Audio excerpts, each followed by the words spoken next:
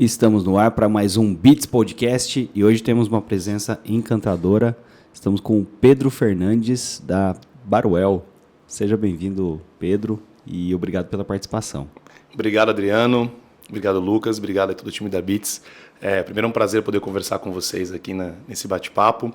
E a gente veio conversando agora um pouquinho sobre mim, então trazer como eu pude agregar valor para a vida de uma pessoa, para uma empresa, para alguém no meu ecossistema, para mim é super bacana. Então, obrigado pelo convite, obrigado pela chance de poder falar com vocês aqui. Bacana. Cara, a gente tem uma pergunta clássica aqui que é: quem é o Pedro na fila do pão? Se apresenta aí para a galera. Quem que é o Pedro na fila do pão? O Pedro é uma pessoa normal. É um ser humano normal, que gosta de família, que tem bastante amigos, graças a Deus, tem bastante amigos, que vive para tentar buscar algo para um propósito maior para si e para a sociedade. Então, o Pedro é uma pessoa normal, mas uma pessoa normal que teve uma vida não tão linear quando a gente pensa em carreira e talvez um pouco mais pragmática e ortodoxa quando a gente pensa em estilos de vida até mais ou menos ali aos 30 anos. Então, o Pedro é um cara normal, mas uma pessoa muito dedicada e muito determinada. Então, eu ontem mesmo estava fazendo uma palestra à noite na faculdade em Anhanguera, conversando com alguns alunos de graduação na semana de comunicação deles. E o final da minha apresentação foi uma frase que eu gosto muito de uma música do Clube da Esquina, que fala que os sonhos não envelhecem. Então, para mim, eu sempre fui um grande sonhador no âmbito de ter um norte, de ter algo para minha vida que fosse muito maior. Sempre me questionei disso e isso me fez batalhar pelas coisas que eu sempre quis. Então, é um ser humano normal como qualquer um, mas se acredita na própria força para poder buscar o que quer, seja na carreira, seja na vida, e tentar ser mais feliz e agregar valor para o mundo de alguma maneira. Legal. Cara, você falou que teve uma vida não muito pragmática até os 30 anos. O que aconteceu até os 30? O que aconteceu até os 30? A primeira fase de Pedro, quando eu penso, eu vim do Guarujá, eu acho que isso é bacana contar para vocês. Eu nasci em São Paulo, mas meu pai, ele decidiu quando eu tinha 1 ano de idade, então não me recordo de São Paulo naquele momento, da capital, e ele decidiu investir em barco de pescas e ser um empreendedor. Então, sair de um ambiente empresarial, na qual ele era um analista, para realmente entrar no mundo da pesca. Então, foi uma mudança drástica de vida, porque toda a minha família se mudou para o litoral, primeiro para Santos, depois para o Guarujá, e foi lá onde eu cresci. Muito bom, muito bacana. Para morar perto da praia é maravilhoso. Então, hoje, uma das minhas paixões que eu tenho é o mar, é aquela energia que vem da praia, que eu acredito e gosto muito, surfar com meus amigos, e tenho boa parte dos meus grandes amigos que são de lá. Legal. E estando lá no Guarujá, os meus pais eles dedicaram muito do que eles tinham para garantir educação para mim e para o meu irmão. Então foi um grande foco deles dedicar o que eles podiam investir na gente na parte de educação e não em outras áreas que eles podiam investir e colocar esforço para que a gente fosse sempre melhor do que eles. O meu grande ponto foi que quando eu cheguei no colegial, eu não tinha noção do que eu queria fazer de faculdade. Nada assim na minha cabeça. Uma coisa, na verdade, pairava na minha mente, que era fazer música. Então eu tinha banda, tocava com meus amigos, gostava de tocar guitarra, violão, baixo, me embrenhava nesse mundo. É um mundo mágico, o mundo da música. Até hoje, para mim, é. E, de repente, eu me vi querendo fazer música. E tinha uma grande crítica, eu vou trazer dessa forma, dos meus pais em olhar para a música como algo que poderia ser um hobby e não uma profissão que me levasse a algum lugar. No final das contas, eu decidi, pela afinidade que eu tinha com algumas disciplinas, a fazer engenharia de alimentos. Então, fui lá, estudei colegial, cursinho, e passei e vim morar em Campinas. Então, eu saí daquela zona da música e falei, vou fazer engenharia de alimentos. Tinha conhecido algumas pessoas que tinham feito o curso e fui trilhar essa jornada. Qual que foi o grande ponto para resumir a história na faculdade? Eu tive a oportunidade, foi muito bom, de poder fazer coisas diferentes nos 5 anos, enquanto eu estive na engenharia de alimentos da Unicamp. A primeira foi, eu pude fazer pesquisa em laboratório, ser bolsista e fazer alguma pesquisa. Muito legal para aprendizado, mas aquilo foi um primeiro momento que eu falei, isso aqui não é para mim. Não é para mim. Eu preciso me relacionar mais com pessoas. Um segundo ponto foi participar de empresas júniores, né, e alguns grupos estudantis que a gente tinha na época, o que fez com que eu pudesse criar coisas com pessoas e aquilo melhorar alguns processos na companhia, seja atendendo algumas pequenas empresas, seja fazendo alguns eventos. Então isso foi muito bacana também para o todo. E eu vi que isso funcionava para mim. E um terceiro grande momento foi quando eu fui fazer estágio. Eu fiz estágio na Unilever, aqui em Valinhos, aqui perto, e trabalhei em qualidade assegurada. E eu vi que laboratório realmente não era algo para mim. E o ambiente de fábrica, que é um ambiente muito colaborativo, muito bacana, ele, de uma certa forma, ele também não entregava tudo aquilo que eu queria. Então, no meu último ano da faculdade, e jovem, 22 anos, ambicioso, naquela época a gente pensa, né, a gente quer voar e crescer, é aquela coisa do jovem, e eu falava, vou prestar o máximo de programas trainees. E aí foi quando eu entrei na Perdigão, que hoje virou a BRF. Então, eu entrei lá bem no ano em que a empresa, junto com a Sadia, elas se fundiram. E a grande mudança aqui do ser não ortodoxo, de não ser linear, essa minha carreira, foi que durante o processo seletivo... Cara, a Perdigão é de Santa Catarina, não é? A Perdigão de Santa Catarina, é isso. É lá de Videira, Santa Catarina. E virou uma empresa nacional. E hoje, com o BRF, uma empresa gigantesca, multinacional, com marcas muito fortes. Foi uma grande escola para mim. Foi uma grande escola. E trabalhei lá 7 anos, depois mais 3. Então, eu vou contar um pouco nessa trajetória. Mas a grande mudança de chave para mim ali é, Pedro, como é que você, engenheiro de alimentos... Posso só fazer um comentário? Claro, fica à vontade. Eu acho muito louco como a Perdigão e a Sadia até, né, as indústrias nacionais mudaram a concepção de salsicha no Brasil. Porque no Brasil, nos Estados Unidos e tal, salsicha é a salsicha que a gente conhece aqui. Você pega... Eu morei um tempinho na Alemanha. Na Alemanha, existem vários tipos de salsicha. E quando eu voltei, né, eu conversei com a minha avó falou, nossa, eu tinha dessa salsicha aqui, eu comia direto e tal, que eram salsichas diferentes. Então, quando a gente fala de salsicha, é o mesmo padrão que aquela salsicha vermelhinha lá. Tal. Perfeito. Então, eu achei muito curioso do tipo, a capacidade de crescimento que uma empresa teve dentro de um produto e influenciar a percepção de um produto num país continental como é o Brasil. Perfeito. E a salsicha, ela tem um ponto que ele é muito correlacionado com o Brasil, porque sim, teve muita influência da salsicha que veio de outros países, né, quando a colonização e as imigrações começaram a vir para o Brasil. Só que a salsicha hoje, no negócio de uma BRF ou de qualquer empresa desse setor, ele é um produto extremamente volumétrico, ele é uma proteína mais acessível. Então, a gente conhece muito pelo uso em lanches, em hot dogs, como uma questão de festa. Então, ele traz isso, essa questão de alegria, de ser fã nesse ambiente. Mas também ela é um produto muito acessível. Uma proteína muito forte. E isso faz com que seja um dos principais volumes de vendas que essas companhias têm. É um mercado gigantesco. Diz que a metade da salsicha é sal, né? Conhece a piada? Olha, eu conheço a piada, mas eu descobri muita coisa boa em relação à salsicha. Quando eu fui entrar em engenharia de alimentos, eu lembro de um colega meu de Santos falando assim... Vou só terminar a piada. Claro, metade da salsicha é sal e a outra metade é sicha. Piada muito ruim, desculpa. Não tem problema. E pior que eu entendi como uma verdade, mas tem uma coisa super bacana quando eu entrei em engenharia de alimentos. Um colega meu falou assim, nossa, Pedro, você vai entrar lá na faculdade, você vai descobrir como são feitos os alimentos e metade você vai parar de comer. Eu não parei de comer metade, eu como mais do que eu comia antes. Porque eu entendi que tem muita coisa lá dentro de um produto como uma salsicha e de outros produtos que são muito bons. É mesmo? Pode comer salsicha? São bons, pode comer. Eu como tranquilamente. Então, assim, se eu como, eu vou recomendar para todo mundo comer. Né? Skin on the game. Se eu estou fazendo, vamos todo mundo fazer e tá tudo bem. E eu como. Lógico que eu como, não tem problema nenhum em comer salsicha. E tem muito mito por trás dos alimentos. Né? Aqueles mitos de o hambúrguer do McDonald's, que tem minhoca, tem isso, aquilo. Enfim, tem muito mito. E voltando à parte da carreira, acho que talvez um grande ponto hoje da nossa conversa seja, tá bom, Pedro, você é diretor de Growth Marketing, como é que você chegou aqui? O ponto principal foi um acaso.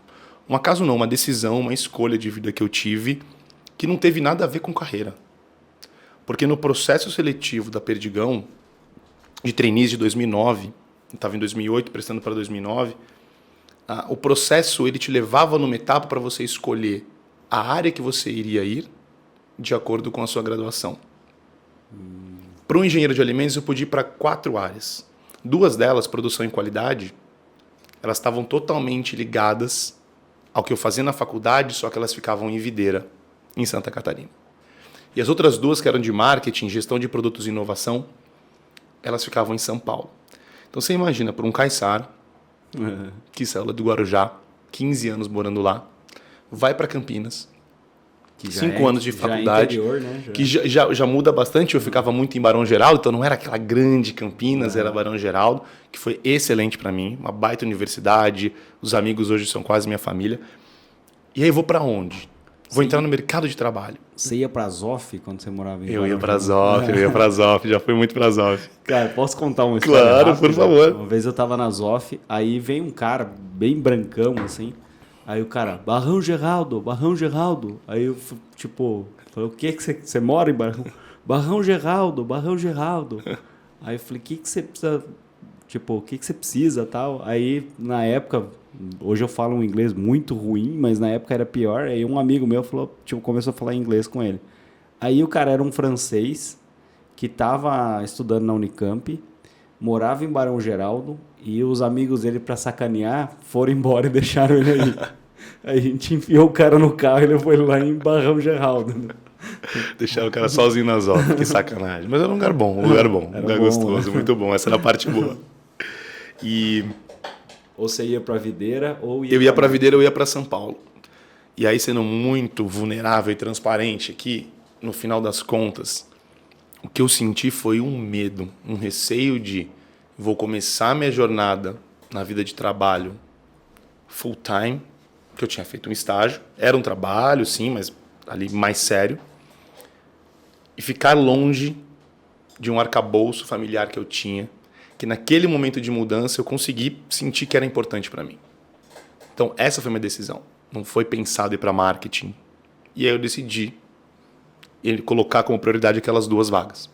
O processo passou, eu entrei na área de marketing em inovação.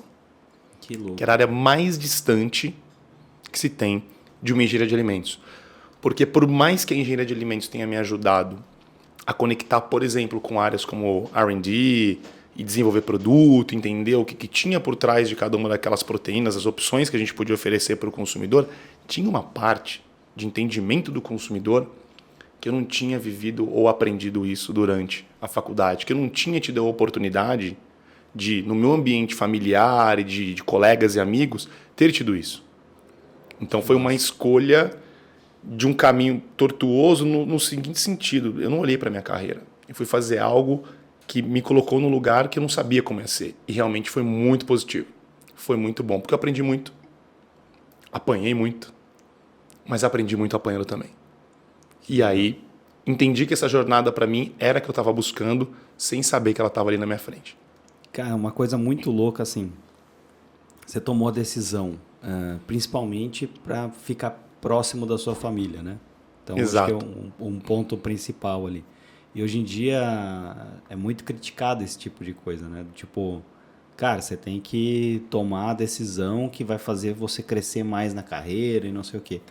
E aí deu talvez muito mais certo do que se você tivesse tomado a outra decisão. Então, acho que um ponto específico nesse caso que você contou é tipo, segue seu instinto e fica perto de quem te ama, né? Exatamente. E sabe que a gente tem que se autoconhecer. Para mim, essa é a grande vantagem. Naquela época, eu não tinha um autoconhecimento tão bom quanto eu tenho hoje, com certeza não. Mas quando a gente sente alguma coisa, que é esse instinto que você falou, Adriano, para mim isso é vital. Eu tomei essa decisão, não foi uma decisão pensada. Não mandaram para o meu e-mail ou me ligaram, você tem 2 dias para pensar. Foi no meio de 2 partes do processo seletivo que veio uma folha, escolhe a vaga. Daqui a 10 minutos nós vamos para a próxima etapa. Então foi ali. E às vezes na vida a gente toma decisões em momentos muito rápidos. E aquilo muda para frente todo o seu futuro. É o efeito borboleta. É um bater de asas num lugar que tem um impacto diferente em outro. Então, para mim, isso é muito forte, muito relevante. Eu tive outros momentos na carreira que também aconteceram isso. E, no final das contas, eu fui trilhando essa jornada na BRF. Fiquei 7... Fala, fica à vontade. Quando eu tava fui pra Alemanha tentar jogar futebol. Aí eu fui e tal, e não tava rolando. Aí eu percebi que eu não era tão bom assim, que eu jogava bem aqui no Amador, jogava com meus amigos e tal, e que eu não ia ter uma grande carreira ali no futebol. E aí eu fui como turista na época, né? E tava chegando ali, dando os 3 meses, já tinha dado uns 2 meses, mais ou menos, e eu já falei, putz, isso aqui não, pra mim não vai virar. Aí tinha algumas opções para ficar como au pair, sabe, algumas coisas assim. Só que eu falava com meu pai, falava com com a minha mãe, com os meus irmãos, e eu falava na época era por, puta, não era Skype, era MSN. Yes. Aí eu ficava olhando pro rosto deles assim, eu falava, cara, não vou ver, tipo, a minha família envelhecer, entendeu? Se eu ficar aqui. Aí, tipo, foi fácil de tomar decisão. E outra, começou a esfriar também. Começou a esfriar, eu olhava aquilo e falei, ah, não, vou embora. Aí peguei as coisas e fui embora. No segundo mês eu já tinha decidido que eu ia embora. Então, foi meio que similar ali, semelhante, né? Com certeza. A decisão do tipo, ah, não vou ficar aqui longe da minha família e das pessoas que eu gosto. Aí meu pai pegou, depois de uns bons anos, ele mudou pra Bahia. Agora tô vendo de longe também, mano. Mas tá tudo bem. Mas você sabe, Adriana, eu vou te fazer uma pergunta. Antes de tomar essa decisão e esse instinto vir, você já tinha pensado sobre esse assunto algumas vezes de forma mais, vou colocar uma palavra que não é melhor, racional? Não, nunca tinha pensado. Nunca tinha pensado. E às vezes bate alguma coisa na gente que vem do instinto, que vem de dentro da gente, do nosso inner, que faz a gente tomar decisão. Uhum. Eu tive uma decisão na vida, resumindo ela, que eu tinha 2 propostas para trabalhar dentro da BRF, mas em unidades de negócios diferentes. Eu estava tendencioso a ir para uma delas, porque no fundo, naquele momento, eu era muito jovem, eu não queria talvez desagradar algumas pessoas que eu conhecia. Então, colocando todos os elementos na mesa de uma forma muito pragmática, o caminho que eu tomaria era um. Mas em um dado momento no escritório, e parece uma coisa louca para se falar quando a gente pensa em um mundo corporativo, eu estava trabalhando e eu fechei o olho e falei assim, me visualizei no outro lugar, na outra opção. Eu senti uma leveza muito grande no meu corpo, eu senti um peso saindo. Eu falei, é aqui por aqui que eu vou. Que legal. E tomei essa decisão e fui trabalhar numa outra unidade de negócio, que nos 4 anos seguintes, que foi a unidade de lácteos da BRF, que nos 4 anos seguintes me proporcionou um baita aprendizado e um baita crescimento. A gente, no final dessa jornada, eu pude, dentro da BRF, participar do spin-off dessa unidade de negócio de lácteos e da venda dela para uma outra empresa que hoje é a Lactalis, que está muito forte no Brasil também. Então, participar desse processo de M&A, de spin-off, todas as sessões de management presentation, o due diligence que acontece, todo esse processo com gente grande no mercado, foi um baita aprendizado para mim. Eu não teria vivido isso se naquele momento, em 2010, eu não tivesse tomado a decisão, no final de 2010, de ter ido para essa unidade de negócio. E nem se você tivesse ido para Santa Catarina analisar Exatamente. Se eu estivesse lá trabalhando numa área de produção ou qualidade em videira. E então, no final das contas, a gente toma decisões, muitas vezes, sem saber qual que é o impacto delas. O que a gente precisa fazer? Isso é uma opinião minha, e se eu pudesse deixar esse recado aqui, acredite nelas. Toma uma decisão, acredita. Faz o seu melhor para que ela dê certo. Porque se você estiver errado, tudo bem. A gente muda a direção. Cara, tem uma história de intuição assim também, que o meu bisavô, tataravô, ele lutou na Primeira Guerra Mundial, né? Era o Opa Stensel. E aí ele, em determinado momento assim do caminho, ele estava indo com um cavalo e chegou numa bifurcação. E aí ele pensou, vou para a direita. E aí o cavalo pegou e parou. Aí ele olhou pro cavalo e falou, cara, o cavalo não quer ir, vou pra esquerda. Aí ele pegou e foi pra esquerda. A hora que ele foi pra esquerda, ele subia assim, um lugar alto assim, e ele olhou lá embaixo, tinha uma emboscada. Então, a intuição dele e principalmente o cavalo salvaram a vida dele. Salvaram a vida dele. E são coisas que a gente não... que cada pessoa vai conferir isso a uma determinada crença, religião ou a si mesmo. Uhum. Mas é algo muito forte, a gente tem que confiar. E por muitas vezes, não seguir essa intuição me fez perder algumas oportunidades. Porque a gente não tem uma carreira que ela é linear e só de vitórias. E aí eu volto na pergunta que você me fez no começo, porque como é que foi essa vida até os 30 anos?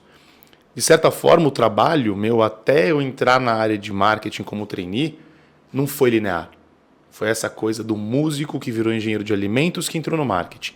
A partir daí, aí sim eu comecei a construir minha carreira de uma maneira um pouco mais ortodoxa dentro da área de marketing, agregando muitas vezes trade e marketing para cá também. Uma coisa que é muito louca, assim, a galera que vai trabalhar em agência, que vira a galera de marketing, grande parte dela é músico, aí, tipo, não deu certo na música, ele fala, putz, eu preciso ganhar dinheiro, e vira marqueteiro.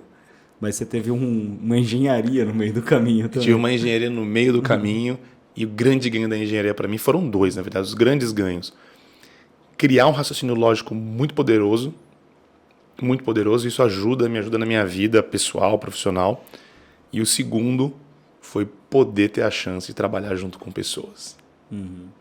E isso foi muito importante, porque eu vi que aquilo eu gostava. É de gente que eu gosto. De conversar, de co-criar. Eu acredito muito em inteligência coletiva. Então hoje, por exemplo, na Baruel, que eu trabalho, a gente tem um clima, uma cultura, um ambiente muito bacana que permite a gente criar e construir juntos. É uma empresa de um pequeno porte, mas com uma cultura muito bacana, além de marcas muito fortes. Então você consegue trabalhar muito junto com todo mundo, tomar decisões assertivas, rápidas, e a gente vê o resultado no negócio. Então isso para mim é uma coisa muito interessante no corporativo e que dá para levar para a vida também. E sabe que o grande ponto de virada para mim ali nos 30 anos foi que eu tive um crescimento muito rápido na BRF, porque para mim sempre foi assim, a BRF, onde eu trabalhava, seja algum departamento, área, algum negócio que eu trabalhava, eu sempre olhei aquilo como algo importante para mim. Eu preciso agregar valor para a companhia. Então, quando eu estava lá trabalhando com iogurtes na Batavo, a gente precisava virar um negócio nosso, que era uma linha de produtos de iogurtes mais básicos, que não tinha nenhum valor agregado para o consumidor, que o consumidor não via, era uma guerra de preço. Você tinha uma Danone muito forte, uma Nestlé muito forte. Isso antes do grego tomar essa proporção. Então faz um bom tempo, a gente entrega até a idade aqui, né? E a gente trabalhou num portfólio de produtos entendendo uma demanda do consumidor.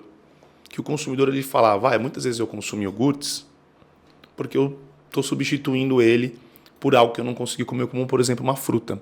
Ou substituo por alguma refeição um pouco mais pesada, num café da manhã ou num café da tarde. Quando eu como o iogurte, eu sinto que eu estou trazendo mais saúde para a minha vida, principalmente porque eu entendo que tem frutas lá dentro e isso é bom para mim. A gente olhava para os produtos e falava, puxa, mas tem tanta pouca fruta nessa composição. E se a gente trouxer essas frutas como protagonista? E se eu trouxer uma quantidade maior de frutas por produto? Mais morango no iogurte de morango, mais pêssego no iogurte de pêssego. E se eu deixar essas frutas visíveis? Não só o iogurte que ele está ali rosa, que a gente olha, pô, tem morango aqui. Como é que a gente pode fazer isso? E a gente construiu, a gente criou, e aí foi um trabalho maravilhoso de desenvolvimento do time de P&D da BRF naquele momento. Foi um trabalho muito legal de entender o consumidor do time de marketing também, o qual fazia parte. E a gente criou a linha de iogurte pedaços da Batavo. Então a gente foi hoje no ponto de venda, a linha está lá. Ela foi lançada no final de 2011 e a gente conseguiu trazer alguns claims muito importantes para a linha. Ou seja, o nosso iogurte de morango ele tinha 10 vezes mais fruta do que os iogurtes de morango gerais da marca Batavo, que era muito coincidente com o mercado. O que isso aconteceu? Uma linha que ela vendia mais ou menos ali umas 300 milhões de unidades, ela triplicou praticamente o seu volume. Então ela começou a crescer em uma proporção grande e aí a gente conseguiu influenciar o mercado. Começou a ver marcas como a Activia, líder fortíssima no mercado, trazendo produtos ressaltando mais a fruta. Então começou um movimento muito interessante e forte no mercado e uma marca que ela era a terceira desse segmento de iogurtes, que era a Batavo, conseguindo gerar relevância na categoria. Que legal, cara. Parabéns. Eu consumia esse iogurte com morango. A minha percepção era tipo, vou levar esse aqui, que esse aqui tem mais comida de verdade. Exato. Era a percepção que eu tinha. Então... E traz uma questão de percepção de ser saudável, né? De estar trazendo um alimento bom para o seu dia a dia. E esse foi o nosso intuito realmente, trazer mais fruta aparente para a pessoa ver e falar, eu tô comendo fruta de verdade. E é bem mais prático também, né? Com certeza. Você picar a fruta e tudo mais. Né? Com certeza. Cara, um tempo atrás a gente trabalhava com uma franquia que era de bolos e tudo mais, e aí a gente foi numa palestra do cara que era engenheiro de alimentos. E aí eu fiquei lá batendo papo com o cara tal, depois, e o cara falou assim, cara, é muito mais saudável você comer no McDonald's do que você comer num podrão da esquina. Porque o McDonald's tem todo um processo na cadeia inteira que ele garante que aquilo que você está comendo é algo que não vai fazer mal para sua saúde. Perfeito. E o podrão, o cara, sei lá, não lava a mão, alguma coisa nesse sentido. E aí eu fiquei com essa frase na cabeça e aí fui entender um pouco melhor o que ele tinha falado. E aí eu percebi que é algo que você falou da salsicha agora, né? É muito melhor se optar por comidas industrializadas do que, sei lá, pequenos empreendimentos que você não tem garantia da qualidade do processo, porque isso não vai fazer não vai arranhar a marca daquela empresa gigantesca por algo, às vezes, pequeno. É uma verdade isso ou é mentira? Olha, a verdade que é clara no que você trouxe é marcas grandes e fortes se preocupam com a reputação da sua marca. Isso para mim é muito importante. Isso me faz, muitas vezes, quando eu vou, por exemplo, levar o meu filho no McDonald's, a falar o seguinte, eu sei que ali eu vou encontrar talvez um pouco mais de gordura naquele alimento, que eu gostaria de dar para ele, talvez um pouco mais de sódio, mas é que é uma coisa que ela é inerente a um sanduíche naquele formato, independente do lugar que ele esteja sendo feito. Mas quando eu levo do McDonald's, além da questão do sabor, eu sei que a marca vai trazer o máximo de qualidade para o seu produto. Que ela segue as normas e as leis. Eu nunca trabalhei no McDonald's. Logicamente que eu já pude conhecer um pouco do case deles, tanto de logística, como que eles funcionam, a questão da gestão do McDonald's, mas por outras pessoas. Seria leviano da minha parte falar tão de detalhe do McDonald's, mas quando eu olho para a marca, McDonald's, uma Sadia, uma Perdigão, um Tênis Pé, onde eu estou hoje, a Vicky Bowl, onde eu trabalhei. Falo, são marcas fortes, são marcas que estão no dia a dia do consumidor, elas não vão pisar na bola por pouco. E qualidade assim, não é nem mais um diferencial, faz tempo que deixou de ser um diferencial. A qualidade ela é um sine qua non para essas marcas estarem jogando o jogo. Não tem qualidade, você tem um limitante para crescer. Porque vai chegar um momento que você pode até crescer num ambiente menor, num bairro, um lanche que vende na esquina e que muitas vezes ele é mais gostoso. Então, não querendo criticar esse tipo de empreendimento, mas trazendo o ponto de que a qualidade ela é o mínimo necessário para te levar numa escala de crescimento mais forte. Bacana. Faz sentido? Faz total sentido. Eu, assim, não estou dizendo que o McDonald's é mais saudável, ele é mais seguro. E exatamente. Porque tem sódio pra caramba, gordura pra caramba. Mas padrões de qualidade eles têm. O que eles falam que vão entregar, eles estão te entregando com a melhor qualidade possível. Você sabe que você vai comer e vai engordar, mas... É isso. E que é gostoso, eu gosto bastante. Gostoso. Não vou mentir, eu gosto. Eu falo pra minha esposa, às vezes a gente viaja e tal, e aí você vai pra algum lugar que você não gosta muito da comida. Então, por exemplo, o Chile eu não gostei muito da comida. Aí eu vi um McDonald's, a gente foi num shopping, e aí eu fui no McDonald's, a gente pegou a escada rolante, começou a subir, daqui a pouco eu vi o M do McDonald's, falei, bem-vindo ao templo do capitalismo. Então, tipo... Que saudades. Deu uma saudade. Que saudade. Então, acho que é isso. E porque a marca está atrelada a uma qualidade e um padrão que você vai encontrar em muitas partes do mundo. Né? Exato. E pegando o paralelo do Chile, eu no final do ano agora eu estive na Tailândia, o Vietnã e no Camboja, né? Fui fazer um mochilão por lá. Fui sozinho, uma experiência assim, recomendo muito, muito, porque é outra cultura, é conhecer pessoas diferentes, isso é muito bacana. E você come uma comida muito diferente. E eu queria comer essa comida diferente, mas teve um dia, eu falei, deixa eu entrar nesse McDonald's e ver o que tem. Pedi um lanche um pouco mais local, mas é McDonald's. tem um padrão de qualidade, de entrega, do que a marca vai trazer no mundo todo. Tem o que a gente chama da glocalização, né? Como que uma marca global, como o McDonald's, entende as características, cultura e consumo locais para adaptar seus produtos, mas é dentro de um ambiente de uma marca muito forte que vai entregar. No caso, um sanduíche para você com aquele padrão do McDonald's. Em Israel, o Big Mac vem sem queijo. Se você quiser queijo, você tem que pedir um adicional. Porque eles não misturam carne e queijo, né? Uhum. Então, tipo, tem essa adaptação, né, para cada lugar. Perfeito. Isso é muito importante. A gente, trazendo um pouco para a minha história, essa adaptação local ela também está no Brasil. Uhum. Ou seja, nós temos um país continental. Nós temos um Brasil que ele é dividido ali em 6, 7 vezes. E às vezes até leviano, muitas vezes, quando a gente pensa em uma região como um país.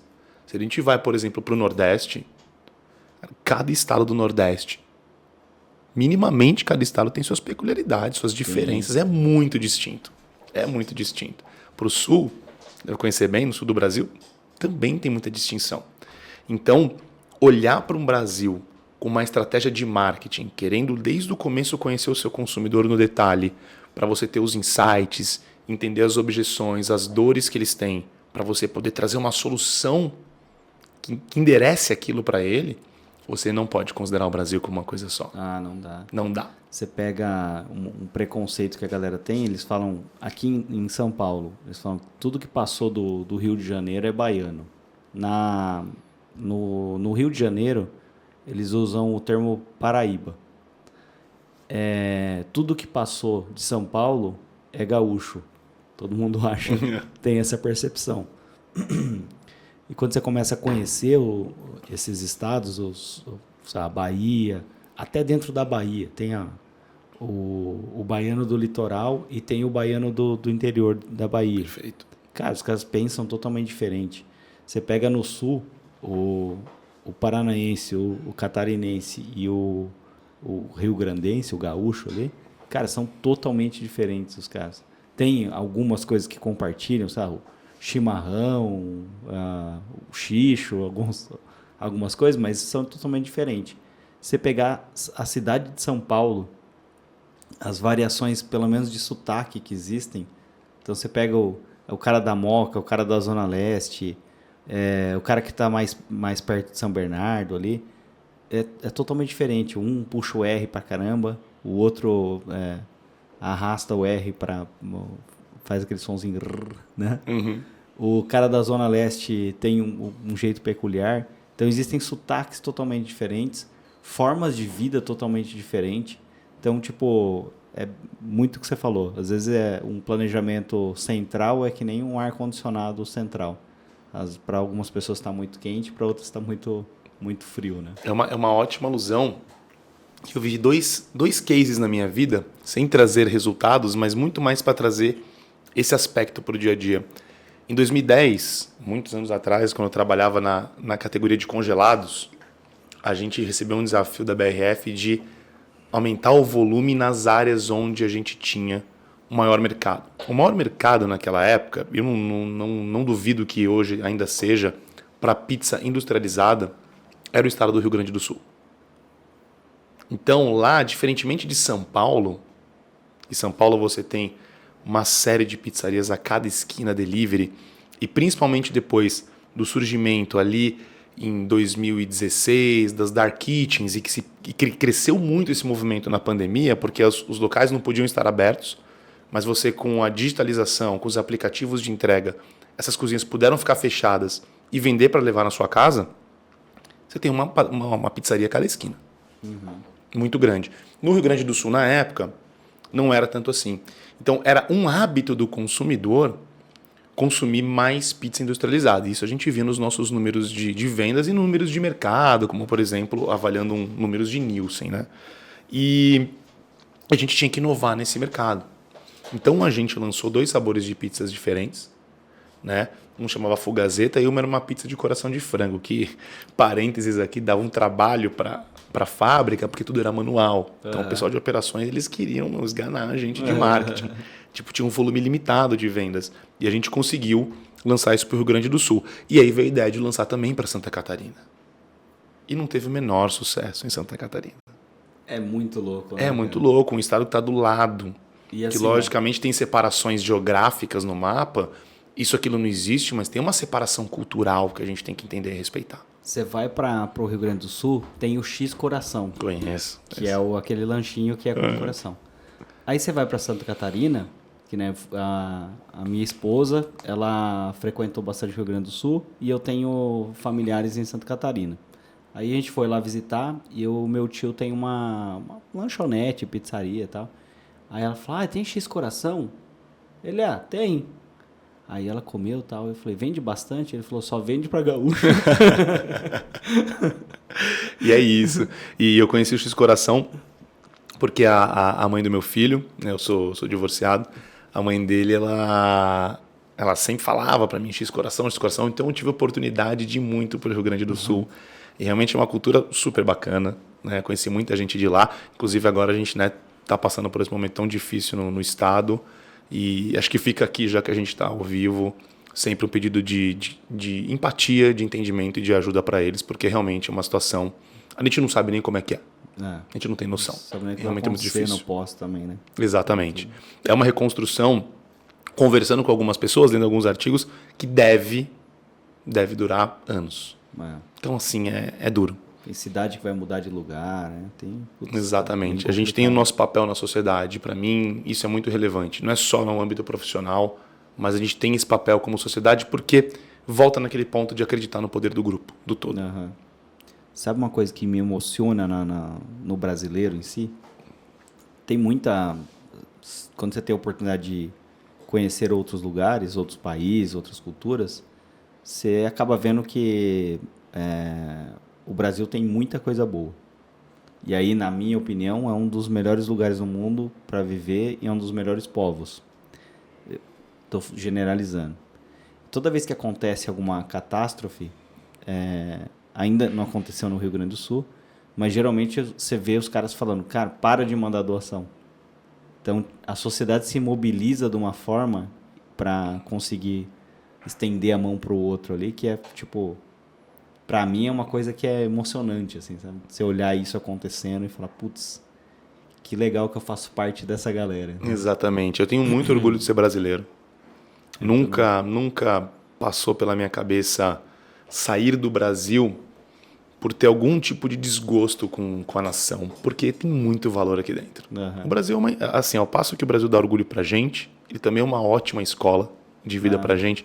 Tem suas dificuldades, a gente não precisa ser leniente no ponto de falar que não tem. Não é um né? paraíso também. Não é o paraíso. Tem uma frase que eu já ouvi algumas vezes que fala assim, o Brasil ele muitas vezes flerta com o precipício na parte econômica, na parte fiscal. Quando a gente olha a parte política, você fala, cara, quando que a gente vai se encontrar, sem entrar em nenhum aspecto de lados políticos aqui, lados políticos, mas o ponto é, o brasileiro tem algo diferente. Ele tem algo diferente, a gente tem que valorizar isso. E esse é algo diferente que a gente vê no Brasil como um todo. Então, ao passo que a gente tem 6, 7, 8, 10 Brasis dentro de um Brasil, existe uma unicidade desse povo todo. Que a gente fala, o povo latino, não, o brasileiro tem algo diferente. Você vê no mundo, quando você viaja, todo mundo se refere ao América do Sul como latino e ao brasileiro como brasileiro. Já percebeu isso? Exatamente. Que nem tem a jabuticaba, né, que tem aqui. Eu não lembro quem que usa esse termo, mas o Brasil é uma jabuticaba, né? Só brasileiro é um bicho único no mundo. Né? Exatamente. E quando eu falo em escola, isso também vem para o âmbito profissional, sabe, Adriano? Eu fico pensando que, quem vai ter essa oportunidade de ter um país que fala a mesma língua, então você pode se comunicar de maneira muito fácil com todas as pessoas, mas você tem aspectos regionais muito distintos. Muito distintos. Eu vou dar um exemplo recente nosso lá na Baruel, né? A gente tem quando a gente olha para a marca Tênis Pé, é uma marca super forte no mercado, amplamente conhecida, né? E que a gente tem uma missão de desenvolver cada vez mais essa categoria no Brasil. Né? Quando a gente avalia aspectos regionais, os consumidores eles têm sejam eles público masculino, público feminino, um público que usa mais para proteção, ou um público que busca um produto desse por causa dos cuidados diários, mas também você tem regionalização. Quando a gente olha ali, principalmente, vou generalizar ali o Nordeste, você vê que tem uma questão de clima que muda, transpiração que muda das pessoas e também de fragrância. O que as pessoas esperam de um produto, seja um desodorante para os pés, um desodorante para axila, um creme, um perfume, isso muda muito. Logicamente que muda na sua unicidade, que é o consumidor per si. Mas você consegue segmentar grandes grupos pelas origens que eles têm, pelo tipo de vida que eles vivem, pela cultura que se criou ali dentro. Então a gente tem um produto nosso no Tênis Pé que ele só é vendido para algumas regiões do Brasil, porque ele foi desenvolvido com uma fragrância que a gente testou com as pessoas dessas regiões. Que legal. Né? Então não adianta eu estar aqui em São Paulo querer desenvolver um produto que eu, Pedro, que vivi uma vida diferente, ou que os consumidores daqui dessa região vão decidir a melhor fragrância dentre 3 que eu colocar para eles escolherem, para eu vender numa outra região do Brasil, como, por exemplo, eu vou vender lá em Recife, estado do Pernambuco. Não faz o menor sentido. Não faz, né? Parece diferente, mas isso é um básico do marketing. Se meu target é aquele, eu preciso conhecer ele o melhor possível. E eu me lembro de conversas muito anteriores, quando eu trabalhava na Perdigão ainda, nem BRF. É a barriga no balcão, né? É a barriga no balcão, exatamente a barriga no balcão. É estar em contato com o teu consumidor, é conhecer ele no detalhe, é errar. E às vezes vou dar um outro exemplo depois de um trabalho que eu tenho feito mais meu, mas assim, um exemplo que eu tenho de não entender essa regionalização, ou mesmo a diferença entre classes poxa, não adianta eu querer que uma pessoa de uma classe A, com um nível socioeconômico melhor, que tem acesso a várias categorias de produtos, ela coma um produto que é desenvolvido com uma proteína básica para uma classe que precisa de acesso, então ter que ser um produto com uma formulação que entrega aquilo para aquela pessoa para ter um custo acessível, um preço acessível para ela, e essa pessoa da classe A fala assim, eu não sei, eu não gosto desse produto, eu acho que ele não vai dar certo, ou eu não aprovo ele num processo decisório. Não é essa pessoa. Não é nem o executivo que tem que estar lá, a gente tem que falar com o consumidor. Isso é um grande, grande segredo. E as pessoas falam, mas não é fácil falar, minha empresa não tem dinheiro para pesquisa, para fazer. Gente, a gente tem internet hoje. Como é que se desenvolve um infoproduto hoje? Você desenha uma persona simples, você vai errar. Você tenta pensar nas objeções, nas dores, você vai errar. Mas você lança alguma coisa pequena. Faz o que a gente chama de MVP, um produto rápido. Coloca no mercado. Sente. Lê os comentários de cada pessoa. Vê nos teus dados de informações, quando você impulsionou, será que foi aquela faixa etária que comprou? Será que foi aquele gênero mesmo que leu, que viu o seu vídeo, que leu o seu post? E aí você começa a ter esses insights. A informação está disponível para a gente como nunca teve antes na nossa vida. É como a gente usa isso que faz a gente conseguir entregar coisas melhores para frente. Aquilo, né? Marketing é o esporte de contato, né? E aí você muito pega a forma como as pesquisas eram conduzidas antes, né? Até interessante citar, as empresas de pesquisas nasceram dentro das agências de publicidade lá nos Estados Unidos. Então os caras faziam lá focus group, qualitativa, quantitativa, enfim.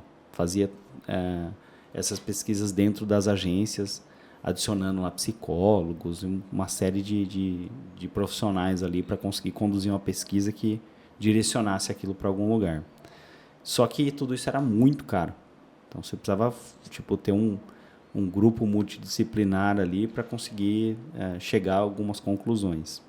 E aí o que você falou agora, para mim, é a virada de chave ali no mercado de marketing, e o que quando o Kotler escrevia lá nos primeiros livros lá, que é o sonho de todo marqueteiro, que é você lançar algo com um investimento muito baixo, que hoje é infinitamente menor do que você pagava numa pesquisa, entende como que o mercado se comporta nesse sentido, faz uma leitura daqueles dados, então a parte de BI ali, e dali você tem um insight que é muito mais fiel do que uma suposição que você teria conduzindo uma pesquisa gigantesca, né?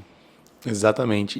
Adriano, esse ponto é muito importante quando a gente olha para dentro dessa disciplina de growth marketing hoje.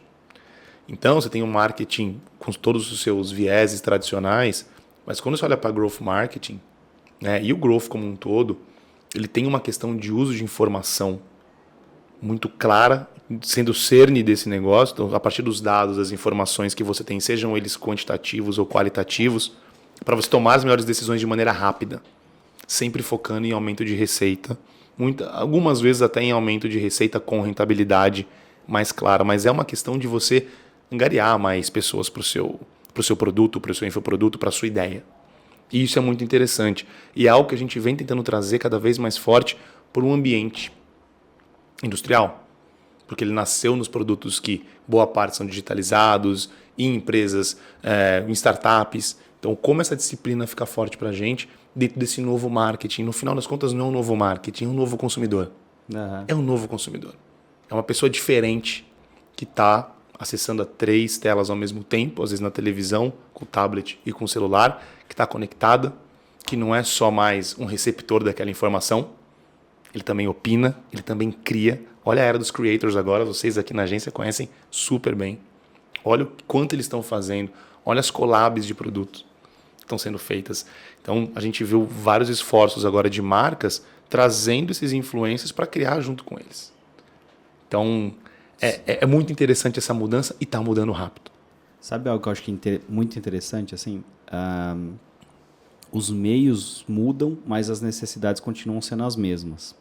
Aí você pega, estou sendo meio saudosista, né? Mas você pega o David Ogilvy. Uhum. Ele dizia lá no, acho que é Confissões de um Publicitário, alguma coisa assim, acho que é esse o nome do título, o título do livro. E ele dizia que as verdadeiras empresas que conseguiam medir o seu marketing naquele momento da história eram as que faziam venda direta, e geralmente através de catálogos, tipo uma Avon. Uhum. Porque os catálogos voltavam marcados, e aí você conseguia entender se aquela comunicação tinha vendido algum tipo de produto. Então o cara fez um título, uma linha fina, um texto, expôs com um determinado tipo de imagem, e aí você pega isso, cara, e olha o que acontece na internet hoje. Então, geralmente, são as empresas vendendo de forma direta, usando ali o meio, né, que é a mídia, ela virou, ela se transformou totalmente. E aí você tem aquele feedback da mesma forma que você tinha na revistinha, só que você tem ali em tempo real. Eu acho isso muito foda, cara. E hoje, olha o quanto a gente fala de ter dados em tempo real. E naquela época já tinha. Nesse tipo de negócio. Hoje é fundamental para o negócio. A gente, na nossa gestão, dentro da nossa companhia, a gente está olhando para a informação o tempo todo. Essa área de growth que a gente tem lá é uma área de growth marketing relativamente nova lá dentro do nosso negócio. Então, isso para a gente é muito importante. E isso me traz a lembrança também de um pouco de algumas missões que eu tive na vida. E para mim, uma das grandes missões que eu tive na companhia que eu estou hoje foi exatamente trazer dado e informação para dentro do negócio. Se eu puder pegar talvez um case forte que eu tive na minha vida, e não meu, mas assim de trazer, de entender uma missão, foi logo que eu entrei na companhia, em 2020, no meio da pandemia, e o propósito inicial da minha vinda era integrar marketing com trade, né, um dos grandes entregas, e trazer a proximidade dessas áreas para dentro do negócio. No meu segundo dia de trabalho lá, a gente não estava indo para o escritório, né, mas a minha gestora na época virou e falou: Pedro, a gente teve uma reunião aqui com os nossos conselheiros, etc., e a gente decidiu que a gente precisa ter uma área de pricing aqui na companhia. E aí, você toca? Então foi uma missão da companhia. E a minha vida inteira eu sempre tentei olhar, não para a minha carreira como algo maior do que a empresa, mas como que eu posso entregar algo que vai gerar valor, entendendo a agenda daquela companhia. Porque se a companhia me escolheu para estar lá e eu escolhi para estar naquela companhia, é um acordo, é um pacto, é um combinado que a gente tem. Então, eu olhei para aquilo, tinha um desafio gigantesco, porque eu nunca tinha trabalhado numa área de pricing. Sempre tive muita proximidade com a área de pricing, principalmente na BRF, mas realmente liderar uma área e criar uma área dessa e arrumar os fundamentos da área e trazer melhores práticas na política comercial era algo muito novo para mim. E o que isso tem a ver com dados? Tudo a ver com dados. Porque para criar essa área, esse departamento, e ele está integrado na companhia, o preço é informação. É o que acontece no mercado, como o consumidor reage àquele preço, é olhar para uma elasticidade de preço, é olhar para fundamentos da política comercial, onde que eu dou desconto, posicionamento estratégico, que tem um link com marketing importantíssimo, porque no fundo ele está refletindo o poder da sua marca. Então, como a gente faz isso? E aceitei, fui tocar essa área, fui conduzir, criar do começo, teve um grande suporte aí de uma consultoria com a gente, que fez um trabalho super bacana. E, teve momentos muito difíceis. Meu grande desafio ali foi entender carga tributária no Brasil, como usar aquilo e saber se aquilo estava correto naquele sistema que a gente atuava. Sabe, é muito complexo. Mas desafio dado a gente tem que buscar. E aí fui entendendo, fui trazendo parceiros, porque a gente não faz nada sozinho. Fui trazendo pessoas para esse movimento e a gente, chutando aqui uns 5 meses, colocou essa área de pé e a gente fez um baita de um repasse de preço coerente para o mercado em 2021. Por que isso foi muito relevante para o negócio? Porque se a gente olha todo o mercado de 2021, 22 e 23, em especial 21 e 22, foi um mercado, uma economia que ela abriu portas para esses repasses de preços por 2 motivos. Impacto da pandemia e da guerra nas cadeias de suprimentos. Então, todo o custo para todo mundo ficou caro. Então, todas as indústrias foram impactadas por esse custo. E boa parte delas repassou para o mercado. Então, não foi algo que o consumidor viu uma empresa ou outra trazendo mais preço. O mercado inteiro mudou. Logicamente que isso não é uma notícia, não é algo que a gente se vangloria e comemora, porque a inflação tirou o poder de compra do brasileiro. Mas é um movimento importante, quando eu olho no âmbito da companhia, de poder dar relevância para esses movimentos de preço. E boa parte do resultado que a gente foi conquistando ao longo desses anos, eles vieram através dessas melhores práticas e do preço que a gente conseguiu colocar no mercado para ajustar a demanda do consumidor. Então a gente cresceu nesse ambiente. Em alguns anos a gente cresceu não só via preço, mas também em volume, em consumo, pessoas usando mais os nossos produtos. Legal. E quais são os pilares que você usa do Growth Marketing no dia a dia? Usa a tabela de pontuação? Como é que é o Growth Marketing principal insight? Né? É uma ótima pergunta, né? Eu uso muito o conceito do Growth Marketing no meu dia a dia. Ou seja, eu preciso gerar receita para a companhia. E eu preciso buscar novas alavancas para que aquilo aconteça. Por que eu uso muito o conceito e menos cada ferramenta per si? Porque quando eu vou pegar um pouco do como é o Growth Marketing no Brasil, no mundo, você tem ali muitas coisas que elas, num primeiro momento, elas não cabem no negócio como, por exemplo, hoje o da Baruel, que é um B2B. Então, a gente vende por uma cadeia de clientes do indireto, um distribuidor, por exemplo, que vende para um ponto de venda, que vende para o consumidor. Então, é muito importante eu entender o consumidor. Só que eu preciso entender cada etapa dessa cadeia. E aí eu analiso aonde em cada etapa dessa cadeia a gente pode crescer. Mas eu analiso também muita informação de mercado. Então, a gente consegue ter algumas informações do mercado no canal farma, no canal alimentar, e ver o que está vendendo mais, em quais regiões do Brasil eu posso crescer mais, em qual canal eu tenho uma oportunidade de capturar um valor que eu não estou capturando.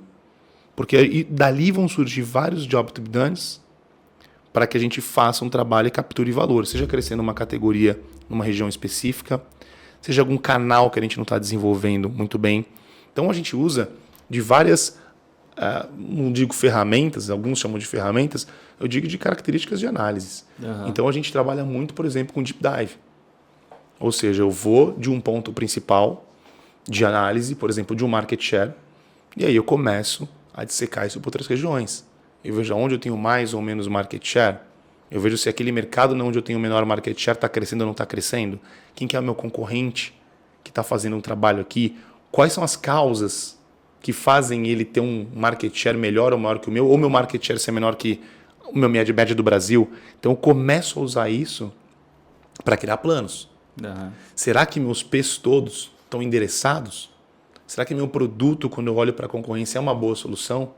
Será que meu produto está entregando um claim diferente do que eu quero entregar? Então a gente olha para todos esses aspectos, dentre vários clusters de análises, ou mesmo algumas ferramentas para trazer para cá. É lógico que a gente trabalha com Pareto, a gente olha, quando a gente pega os principais clientes, quem são os menos, como a gente traz e diversifica esse volume, esse faturamento para mais clientes na companhia. Mas no final das contas, eu vou no conceito de entender consumidor e a cadeia para gerar valor, agregando mais receita. Seja em categorias que a gente hoje é mais maduro, seja em algumas que a gente não é. No final das contas, trazendo mais receita para a companhia, a gente consegue fomentar um crescimento dela no médio e no longo prazo. Legal, perfeito. Eu acho que a engenharia de alimentos, como eu enxergo o growth marketing, ou growth de uma forma geral, ela é metodologia científica aplicada a marketing ou, às vezes, a gestão da empresa e tudo mais.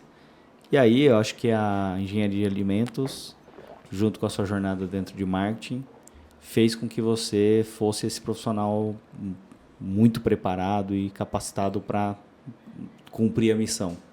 Porque você tem o olhar, no passado, boa parte do que era marketing era um olhar muito mais intuitivo, muito mais artístico ali para entregar uma campanha criativa, que era o que acontecia, o que o mercado pedia naquele momento, muito pelo cenário das mídias. Então você tinha as empresas que tinham bom faturamento, tinham um espaço de tempo de 30 segundos, 1 minuto, que custava muito caro. Então aquela mensagem precisava ser muito relevante. Então o cara gastava muito antes, muito durante, para manter aquele comercial e aquele comercial funcionar. Quando a gente vai para o cenário do marketing digital, das mídias digitais, enfim, esse novo cenário, a parte de ciência dentro do departamento de marketing cresce muito mais do que a parte criativa, porque você consegue errar custando menos. Então você gasta menos tempo em prototipar a ideia. Então você pega lá o dado e fala, vamos comunicar o dado. Sendo muito prático assim. Se o consumidor falou que gosta mais de azul, eu vou fazer a peça azul. Então, azul, compre o meu produto da peça azul. Aí, falando de uma forma simples, não pensando em jornada de compra. Nada. Rodou peça azul. É mentira que o cara gosta mais de azul. Talvez seja roxo, muda para roxo. Então, isso sai muito mais barato dentro de um processo hoje de growth marketing do que naquele cenário da mídia tradicional, 30 segundos, um anúncio muito caro. E aí, o que eu vejo hoje no mercado são profissionais analíticos, que geralmente vêm de engenharia ou vêm da área de química, trabalhando no departamento de marketing e tendo muito mais sucesso do que os criativos em si, que eram ali o suprassumo dos anos 90 até 2010, mais ou menos. Eu vejo essa questão como um empilhamento de competências de um grupo, sabe? Então, antes a criatividade era algo que era realmente muito relevante, até para o cenário que se tinha. Você era um emissor de uma comunicação naquele canal para aquelas pessoas, você não tinha uma resposta deles àquilo no sentido de interação como hoje tem no digital, a resposta era a compra do produto. As opções de soluções de produto eram muito menores no passado. Então você tinha muito menos marcas oferecendo um determinado produto, né? Falando de produto físico. Bom, infoproduto digital nem existia na época. Então todo esse ambiente ele fazia com que a criatividade fosse um fator realmente relevante para garantir que a comunicação fosse efetiva e desse certo. Muitas vezes determinante, né? Determinante. Quantos Comerciais de televisão que a gente se lembra até hoje, eu posso falar, por exemplo, de Bombril. Eu posso falar de tênis pé, da propaganda do sapo no lava-pé. Então tem tanta coisa que ficou marcada na nossa mente pela criatividade. Quando eu penso em empilhamento de competências, é que a criatividade ela não deixou de ser importante e talvez ela seja até mais do que era antes por um fator. Porque hoje o que a gente busca, esse mundo novo, é a atenção de um consumidor que está nessas 2, 3 telas ao mesmo tempo, que está passando rápido um story, que não fica mais 3 segundos quando aquilo fica chato para ele, quando aquilo não chama atenção, não engaja ele. Então a criatividade ela precisa ser despertada no momento em que faça ele ficar preso. Só que outras competências vieram e eu concordo muito com você, porque o uso de dados aqui ele tem sido muito relevante.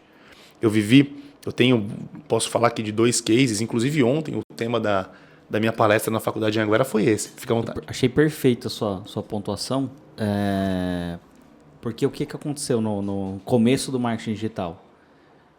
Se olhava o dado e publicava, olhava, publicava, olhava, e você ia tendo feedback e aquilo ia funcionando, vendendo muito.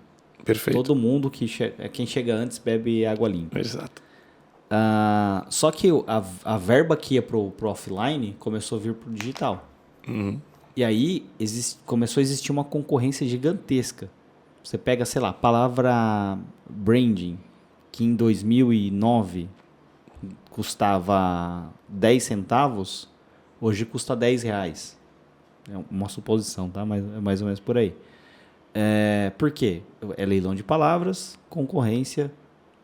O marketing digital ficou muito, muito, muito mais caro do que no início, o que é natural. Existe muito mais concorrência, existem muito mais pessoas veiculando mensagens.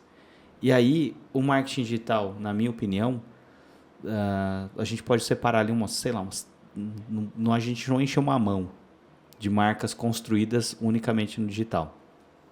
O sapo não lava o pé, era Tênis Pé Baruel, né? Isso.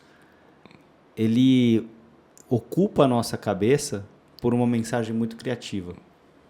O Carlinhos do Bombril, do Washington Oliveto, tá na nossa cabeça até hoje. Para quem assistiu TV e foi impactado por essas mensagens, tá na nossa cabeça até hoje. O Pipoca com Guaraná tá na nossa cabeça até hoje. Então, o potencial de construção de marca que a criatividade gera dentro de um negócio, ele, na minha opinião, ele acaba sendo até imensurável. Você não consegue entrar dentro da cabeça do cara e falar, o quanto isso aqui representa tal coisa. Veio o cara do grupo Intel aqui, o cara é complicado, eu esqueci como ele chamava, acho que era Gustavo, né? Depois eu coloco nos comentários aqui. E eles patrocinaram o Falcão, lá, o time do Falcão na época, que era o Orlândia, que era da cidade. E aí todo mundo, você fala, o grupo Intel, que já jogou futebol, conhece? Que patrocinava o time do Falcão. Então eles não patrocinam mais o time nem é mais da cidade e tal, por algumas questões, mas a marca ocupa um espaço dentro da cabeça daquele consumidor que dificilmente outra marca que vai fazer só uma campanha digital direta vendendo o produto vai ocupar.